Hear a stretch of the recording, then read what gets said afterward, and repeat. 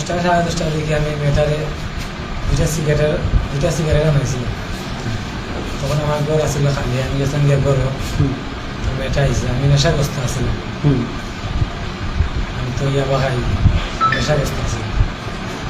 এটা আমার পরে আমি মানে যে আমার মধ্যে তো অমানুষ্য জেগে উঠল, মেটার প্রতি আমার খারাপ দৃষ্টি হয়ে গেছে।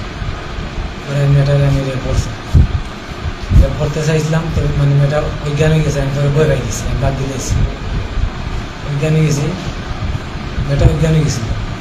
পরে আমি বই পাইয়া মানে মেয়েটারে আমি গোলাটিকা মারিয়া গোলাটিকা দিয়ে মারিয়ে দিয়েছি।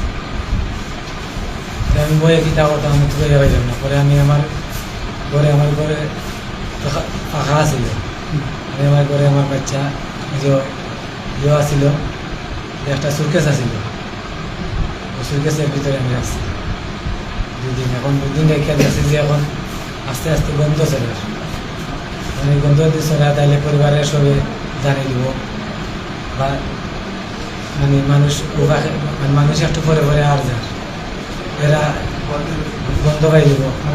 তখন আমি সারা রাত আমি সোজার পাইকিয়া আমি সুযোগ বুঝে আমি 2 দিন বাড়িতে আসিল না, রাস্তাটা ফাঁকা আসিল, সুযোগ বুঝে আমি মেটারে আমি এখানে